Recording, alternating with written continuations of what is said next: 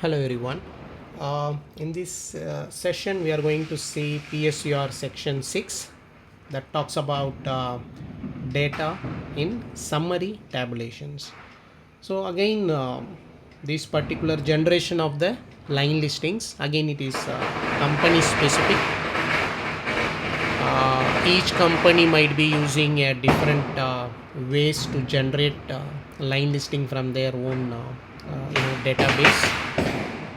Okay, so this particular section is being divided into section three sections, like section 6.1, 6.2 and 6.3. In section 6.1 they will focus on reference information. So here they will focus on medra version. So anyways, medra is a separate separate session altogether.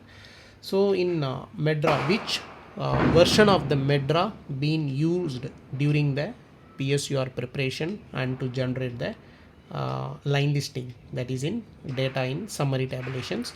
So they will talk about this particular version date alone, means version alone they will specify here. Example, medra version 25.0 or 24.0 or 21.0, so on. And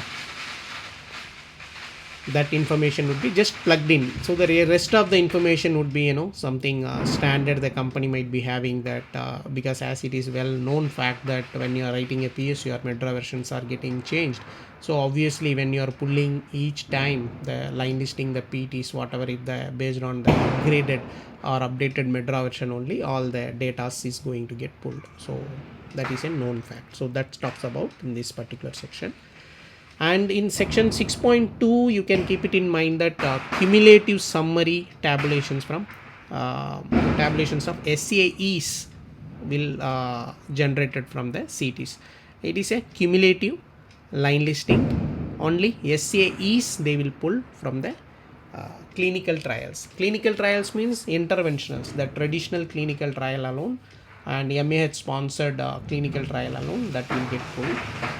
Here, because why the SAEs are getting pulled, a kind of causality assessment is generally useful for the evaluation of the individual case, individual rare adverse drug reactions.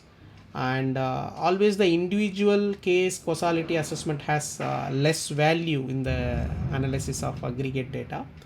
Therefore the summary tabulation should get all SAEs, not just SARs of the investigational drug, comparators, placebo, and so based on that note they will pull all the SAEs in order to analyze the particular data. Here you can see the tabulations. You can see there is an example which has been given. So it should be investigational drug and comparator, placebo, everything they would have given in a complete tabular format. Okay, and you also should keep it in mind that when you are pulling the data, the protocol accepted AEs won't be get pulled. That is a known well fact that protocol specific adverse event won't even get data based on that is meeting the criteria of reporting. So those things won't get pulled here. So this is the thing what you can keep it in mind. And section 6.3, that is always cumulative plus interval from post marketing source. So here usually that will get covered on the spontaneous data. So here this will contain spontaneous, and even it will contain the literature and solicited reports, solicited, and report from HA. So all this even from consumers, anyway, spontaneous, everything cover from HCP, from consumers, everything will get covered from all the data.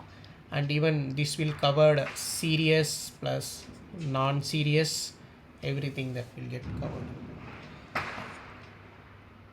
And any non-interventional study also, if you have some ICSRs from solicited, that is anyways we have specified here. Anything from non-interventional studies also, then that will get covered. Here again it is MAH sponsored any trials. There is a example of the table, then how the line listing should get covered, what are all the factors should get covered, so everything will be covered.